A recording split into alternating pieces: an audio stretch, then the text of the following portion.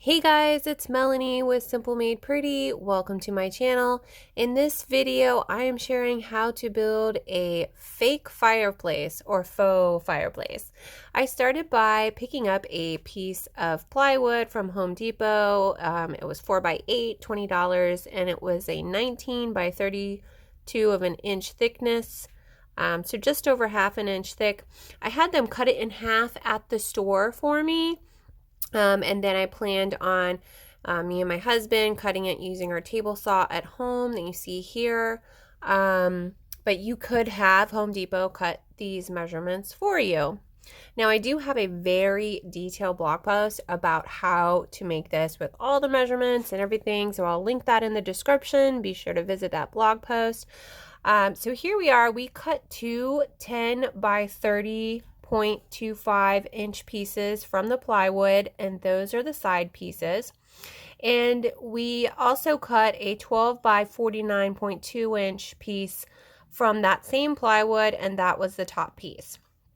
And once we had those three pieces together, we basically cut some smaller pieces to use as a frame for the back of the fireplace. So the fireplace wraps around the baseboards in our home, and so you don't want it to go in front of your baseboards. So you can see here we measured the height of our baseboards in our house were 3.25 inches, so we left a gap at the bottom, and then we're just using these 3-inch strips on the back of our fireplace.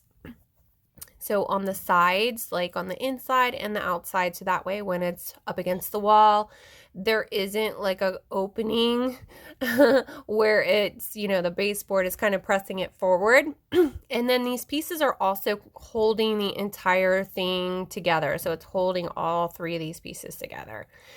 And so let me see what else here. So make sure you just measure your baseboards, and if you are having Home Depot cut them, make sure that they are cutting everything according to what measurements you need. And so then we just use some Gorilla Glue and glue down those strips. And a little trick my husband taught me is that when you're using Gorilla Glue, you want to press it against the two surfaces and then lift it back up so it kind of gets it some oxygen in there, and that actually helps it adhere more. I didn't know that tip. So now that we have all those pieces together, we flipped it over to the front, and now it's time to start designing the front, which is the fun part. Now for this particular fireplace, we have two in our house. This one's going in our bedroom. I picked up two Corbels from Hobby Lobby. They were $7 each with a 40% discount.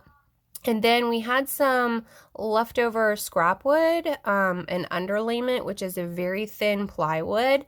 And I had my husband cut these into strips. I think they were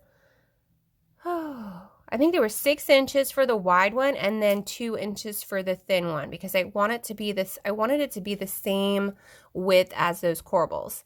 And so we and we made it very simple. Like, this design is so simple. And so we did these strips for both sides, and then again used a Gorilla Glue, and we also used an air nailer. If you don't have one of these air nailers at home, you can use short nails and a hammer, but this tool definitely comes in handy. I'll link it in the description.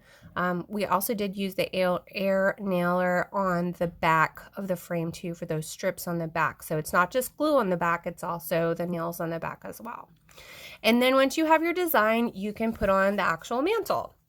Now you can go crazy with the mantle and do something fun. You can use reclaimed wood. You can use a really thick piece of wood. We ended up switching it out. I had a plywood in this video, but we ended up switching it out to a thicker piece.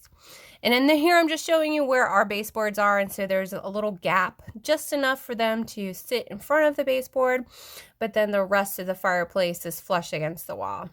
And I ended up staining my fireplace in our bedroom with briar wood smoke stain, and and it turned out just so pretty. But I also wanted to share our family room fireplace and the design that we did for that. It was a little bit more intricate, and the corbels that are also from the Hobby Lobby that we used for that.